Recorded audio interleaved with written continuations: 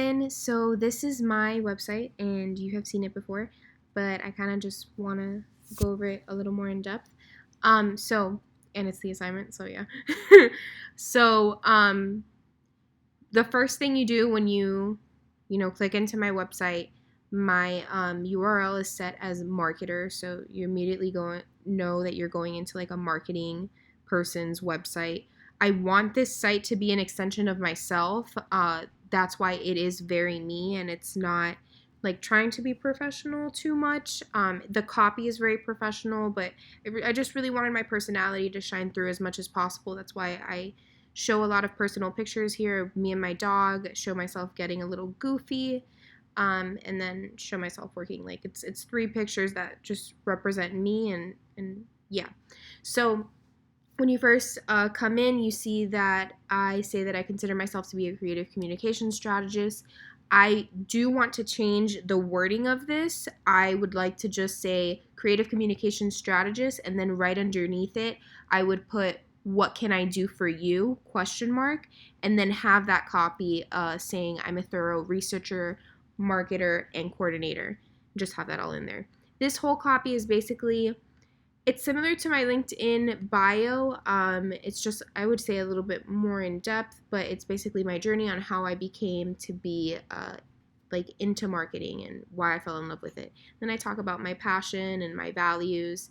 And then when we go straight down here, you see that I have my resume, which is not updated, which I need to change. And it's one of the changes that I'd like to make for my revision on Sunday. It's very outdated. And yeah, it needs to change. Something else that I'd like to work on is I'm not really sure how I feel about this call to action. I've kind of just left it here. I know that there's a few other ones that I'd like to try. So I'll for sure do my research on that just to see which ones would work better. Even like neuromarketing wise. I don't know. I'd like to look into that. I also do need to put my email down here like you suggested. I would put it definitely under contact me. And I might add a Google Voice number because I have one and I can do that. It's more accessible if somebody wanted to reach out to me. So the next page is experience and skills, which I do feel like would look much cleaner if it was just experience. So what I have here is this has gone through Grammarly and there's no spelling errors. I've gone over it time and time again. And then I have testimonials here, which I think are super important to have.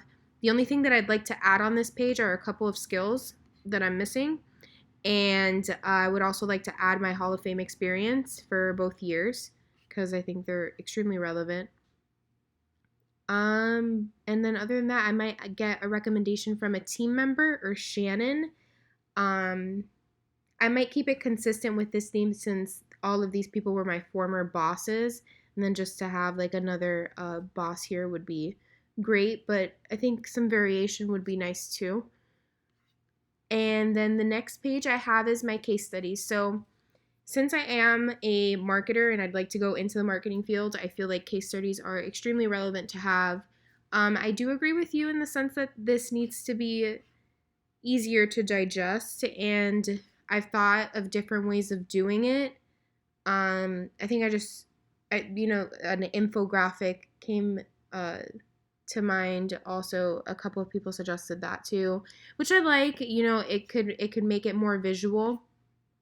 I definitely like the website that you led me to as well. So I mean, I just really have to sit down and think how reread this and like think how I'll restructure it. But in total, I have 14 portfolio pieces, case studies, and design and branding work. I don't think it's nearly enough, but I think it's for sure a taste of what I can do. So for the design and branding part, I do agree with you that at least this needs to be showcased in a way that's better. This was for class. Maybe this can be kind of in like a copy, like how I have here for Lake Worth, kind of just underneath. I can definitely rework this page and just think about how it can be easier to like view and just easier to digest in a sense. And let's see. I just think like overall, like my site is very straight to the point and just accessible and easy to manage. My links do work. I have it clicked onto my so I have it on my LinkedIn profile. And then I also have my Instagram. Please let me know if this is professional or not to have. I don't really have what I would say a professional Instagram. I mean, I don't curse on here, but like have like wine. I don't know. Like I just want to know, is it professional to have an Instagram if, I'm not a designer. Like I'm not using this as a portfolio. I'm kind of just it's kind of just there because I have it, and I don't know if that's a good enough reason to add a social media personal page. Um but other than that, yeah, this is my website. I know that you had already seen it, but please let me know if you think I should change anything else, like beyond what I have said here. And yeah, thank you so much for taking a look at this.